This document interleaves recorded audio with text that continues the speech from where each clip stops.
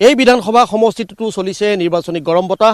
বহুকেইজন হেভিৱেট প্ৰাৰ্থীয়ে এবাৰ প্ৰাৰ্থিত্বৰ দৌৰত আছে এই ৰঙানদী বিধানসভা সমষ্টিটোত। এবাৰ আমি পৰ্যালোচনা কৰিম ৰঙানদী সমষ্টিটোত ক'ত কি কেনেধৰণে সেই প্ৰাৰ্থীসকলে কুচকাৱাজ আৰম্ভ কৰিছে বা ৰাইজৰ মনৰ বতৰা কি। বলক আমি ভিতৰ ভাগলৈ সোমাই যাওঁ ৰঙানদী বিধানসভা সমষ্টিৰ।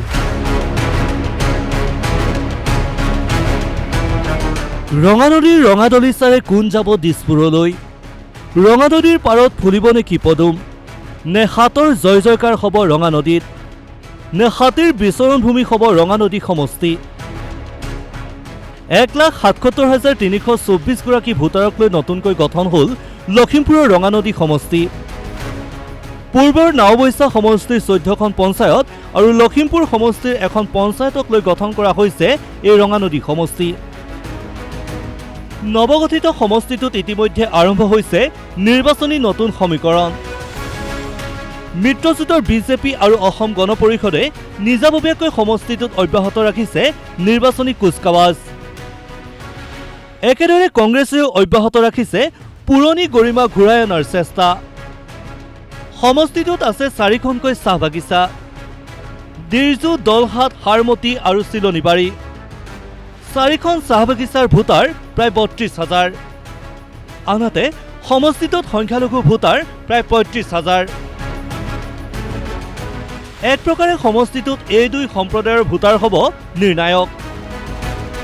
পিছে সাধাৰণ ৰাইজে এই নতুন সমষ্টিটোত আশা কৰে কেৱল উন্নয়নৰ ক্ষেত্ৰতো আমি 100% উন্নয়ন বিচাৰোঁ। আমাক উন্নয়ন লাগে। দল যিয়ে নহওক, চৰকাৰ যিয়ে নহওক, আমি উন্নয়ন বিচাৰিছোঁ। কিন্তু যোৱা 5 বছৰ নাওবৈচা সমষ্টিত কি উন্নয়ন হ'লে আমি নাজানো।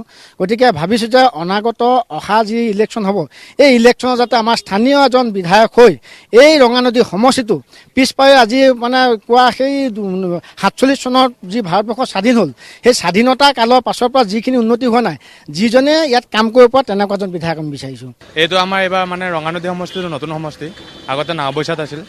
এবাৰ মানে আমি এজন ভাল বিধায়ক বিচাৰোঁ, মানে যাতে কাম চাম সকলো হয় বা ভাল সুবিধা মানে এনেকুৱা কিবা হয়, তাকে বিচাৰোঁ।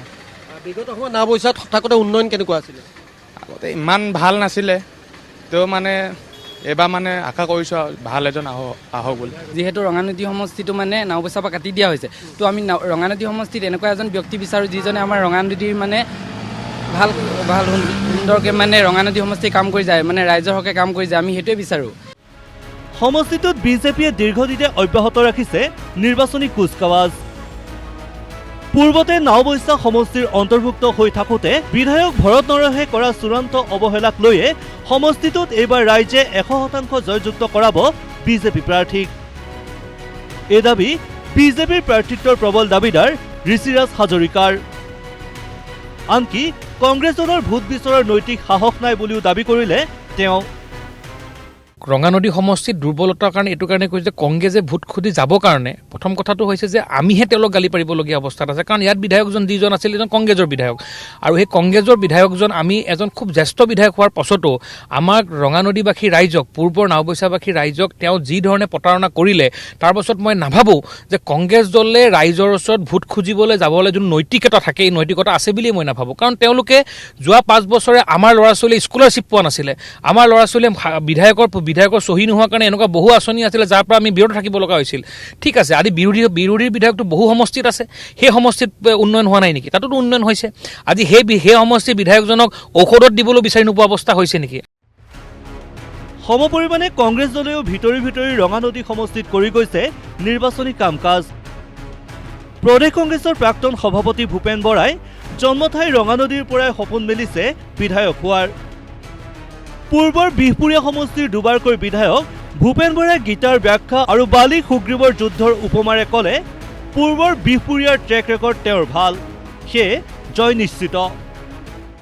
এইবাৰ 2026 চনত ৰঙানদী বিধানসভা সমষ্টি নৱগঠিত সমষ্টি, তাৰ পৰা দলীয় প্ৰাৰ্থিত্ব বিচাৰিছোঁ আৰু প্ৰদেশ কংগ্ৰেছৰ প্ৰাক্তন সভাপতি হিচাপে, নিৰ্বাচনী প্ৰচাৰ সমিতিৰ অধ্যক্ষ হিচাপে দলে নিশ্চয় কথাখিনি গুৰুত্ব সহকাৰে বিবেচনা কৰিব। আৰু ইয়াৰ যিটো মোৰ ট্ৰেক ৰেকৰ্ড বিহপুৰীয়াৰ, সেইটো এইটো প্ৰমাণ কৰে যে মোৰ ৰাইজৰ মাজত মোৰ যিটো জনপ্ৰিয়তা সেইটো কেতিয়াও হ্ৰাস পোৱা নাই, জয় পৰাজয় আছে। ৰঙানদীত এবাৰ সেই একে জনপ্ৰিয়তা থাকিব? এতিয়ালৈকে মই যিমান মানুহৰ ওচৰলৈ গৈছোঁ, যিমান অঞ্চল ভ্ৰমণ কৰিছোঁ, অনুষ্ঠান প্ৰতিষ্ঠান সংগঠনক লগ পাইছোঁ, চবেই কৈছে যে দীঘলীয়া সময় ৰাজনৈতিক যিটো আপোনাৰ অভিজ্ঞতা, জয় পৰাজয়, চৰকাৰতো আছিলোঁ অলপ দিন গৃহ বিভাগৰ, শক্তি বিভাগৰ সংসদীয় সচিব হিচাপে, গতিকে মানুহে এইখিনি আলোচনা কৰিছে আৰু মোক কৈছে। ইফালে সমষ্টিটোত অগপৰ প্ৰাৰ্থিত্বৰ দাবীদাৰ কেন্দ্ৰীয় বিত্ত সম্পাদক জয়ন্ত খাউণ্ডেও জোৰদাৰ গতিৰে সুদীৰ্ঘ বছৰ ৰঙানদী সমষ্টিত চলাই আছে কুচকাৱাজ। প্ৰাৰ্থিতা পালে অগপই সমষ্টিটো দখল কৰিব বুলি দাবী কৰিছে জয়ন্ত খাউণ্ডে। 100% মিত্ৰতাৰে যদি মই প্ৰাৰ্থিত্ব ইয়াত পাওঁ, গতিকে মিত্ৰ দলৰ এজন প্ৰাৰ্থী হিচাপে মই কৈছোঁ যে ইয়াৰ ৰাইজে উন্নতি আৰু বিকাশ বিচাৰিছে। বহুত সমস্যা আছে ৰঙানদী সমষ্টিত, বাট পথৰ সমস্যা আছে, বানপানীৰ সমস্যা আছে, কৃষিৰ সমস্যা আছে, একো কাৰিকৰী শিক্ষানুষ্ঠান ইয়াত নাই। চাওক, প্ৰাৰ্থিত্ব কাক দিব কাক নিদিব সেইটো এতিয়ালৈকে সিদ্ধান্ত হোৱা নাই। সেইটো যেতিয়া তেওঁলোকৰ আলোচনা হ'ব, টেবুলত সেই কথাটো সিদ্ধান্ত হ'ব। গতিকে অসম গণ পৰিষদ দলৰ কেন্দ্ৰীয় নেতৃত্বই সিদ্ধান্ত ল'ব কাক প্ৰাৰ্থী দিয়ে কাক প্ৰাৰ্থী নিদিয়ে। যিটোকে মিত্ৰতাৰে আমি নিৰ্বাচনত অৱতীৰ্ণ হ'ম ইতিমধ্যে কথাটো ঘোষণা কৰিছে। নৱগঠিত ৰঙানদী সমষ্টিত এইদৰে এতিয়া চলিছে নিৰ্বাচনী বতাহ।